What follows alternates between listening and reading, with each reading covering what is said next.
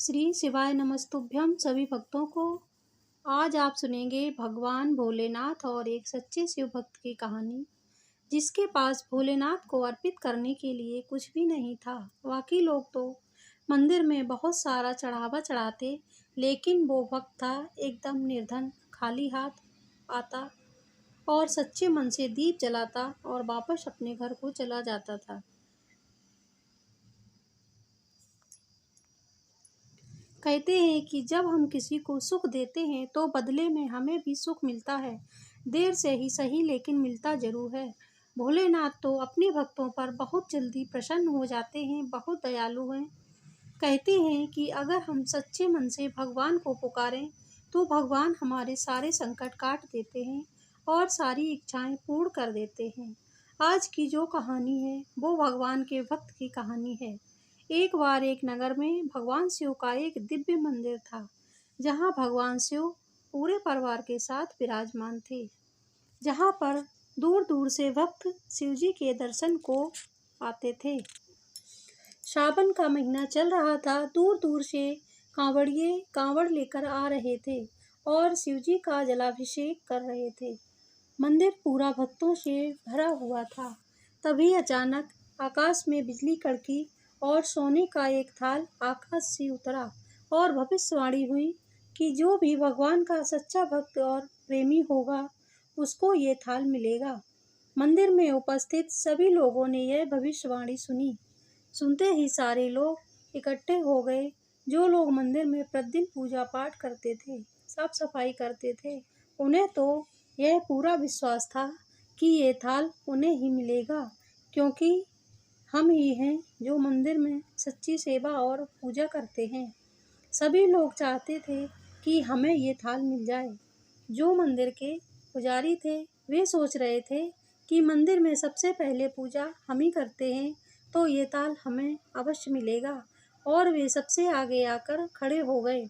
सबसे पहले पंडित जी आए और बोले, देखिए, मैं भगवान का नियम से अभिषेक करता हूँ, अतः मैं ही भोलेनाथ का सच्चा भक्त और प्रेमी हूँ, इसीलिए ये थाल तो मुझे ही मिलना चाहिए। ऐसा बोलकर पंडित जी ने सोने का थाल उठाया। जैसे ही पंडित जी ने सोने का थाल छुआ, वह सोने की जगह पीतल का हो गया, जिसे देखकर पंडित जी बहुत शर्मिंदा हुए।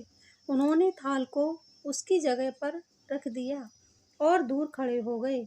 इसी प्रकार भीड़ में खड़े सभी लोगों ने बारी बारी से खुद को आजमाया। जैसे ही लोग उस थाल को छूते तो वह थाल कभी मिट्टी तो कभी पीतल का बन जाता। इस तरह सभी उस थाल को अपनी जगह पर रखकर वापस चले जाते। जब उस नगर के राजा को इस बात का पता चला तो वे दौड़े दौड़े आए। राजा सोच रहे थे कि मैंने भगवान के मंदिर में बहुत दान किया है, मंदिर निर्माण में भी सहयोग किया है, इसलिए यह थाल तो मुझे ही मिलना चाहिए। ऐसा सोचकर राजा ने जैसे ही थाल उठाया, थाल तांबे का हो गया। ये देखकर महाराज भी शर्मिंदा हुए। थाल को उसी जगह पर वापस रखकर चुपचाप चले गए। इसी तरह एक के बाद एक दानी महात्मा और भक्त पधारे, लेकिन किसी के हाथ में थाल पीतल का हो जाता, किसी के हाथ में थाल तांबे का और किसी के हाथ में मिट्टी का। सोने का तो रहा ही नहीं। तब सभी लोगों को ज्ञात हो गया कि हम में से महादेव का सच्चा भक्त तो कोई नहीं है। यानी कि जो भी अभी तक हमने भगवान की सेवा जीवन में की है वो सच्ची थी ही नहीं, वह एक स्वार्थ था, झूठ था, दिखावा था। उसी समय एक गरीब किसान का वहां आना हुआ। बेचारा महीनों बाद आज सावन के शुभ अवसर पर महीने भर बाद दर्शन करने के लिए आया था। सावन के महीने में भोलेनाथ की भक्ति जरूर करनी चाहिए, यही सोचकर वो किसान मंदिर गया। सावन के महीने में गरीब किसान भोलेनाथ का दर्शन करने आया। एक तो गरीबी और दूसरा गृहस्थी के बोझ तले दबा हुआ। वह गरीब दिन रात खेतों में मजदूरी करके अपना और अपने परिवार का गुजारा करता था। अभी रास्ते में ही आ रहा था कि भिखारी उससे कुछ मांगने लग गया। किसान को उस पर दया आ गई। उसने अपना भोजन उस भिखारी को दे दिया, ये सोचकर कि शायद यह भिखारी कई दिनों से भूखा होगा। थाल के बारे में उस गरीब किसान ने भी सुना था। उसने थाल की ओर बिल्कुल भी ध्यान नहीं दिया, ये सोचकर कि मैंने तो ना कभी भगवान को चढ़ावा चढ़ाया, ना ही मैं नियम पूर्वक मंदिर गया, ना मैंने कभी ब्राह्मणों को भोजन कराया, ना कोई दान दक्षिणा दी। दान दक्षिणा कैसे देता? वह इतना गरीब था कि बड़ी मुश्किल से अपने परिवार का पेट पाला करता था।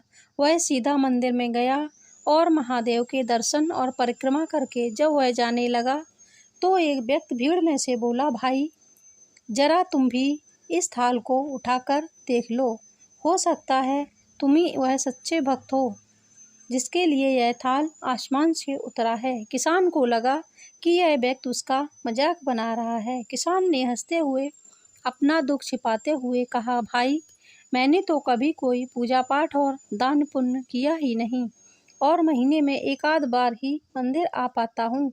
मैं कहाँ का सच्चा भक्त हूँ। तो अजनबी कहने लगा, भाई हम सभी तो देख चुके हैं, हमारी भक्ति तो बिल्कुल भी सच्ची नहीं है। अब तुम भी आजमा कर देख लो।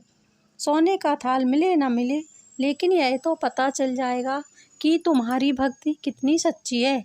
वहाँ पर उपस्थित लोगों के बहुत आग्रह करने पर उस भोले भाले किसान ने जाकर वह थाल उठा ली।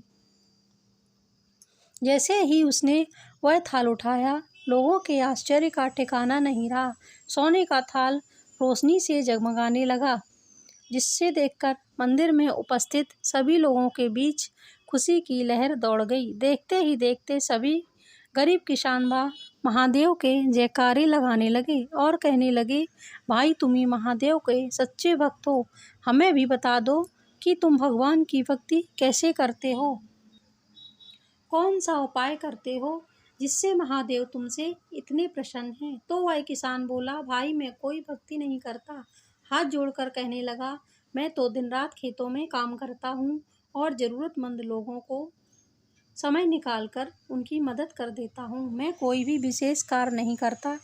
तब लोगों ने पूछा, तुम लोगों की मदद क्यों करते हो? तब किसान ने कहा कि जब मैं लोगों की मुस्कान देखता हूँ तो मुझे परम आनंद की प्राप्ति होती है। बहुत खुशी होती है कि मैं उसे शब्दों में बयान नहीं कर सकता। यही कारण होगा कि महादेव मुझसे इतने प्रसन्न हैं। तो वहाँ पर उपस्थित सभी लोगों की आंखें खुली की खुली रह गईं कि भगवान की भक्ति कैसे सच्ची होती है। हे भोलेनाथ, कथा कहने वाले व सुनने वाले की सभी मनोकामनाएं पूर्ण करना, जैसे उस किसान की। बोलो भोलेनाथ की जय। श्री शिवाय नमस्तुभ्यम।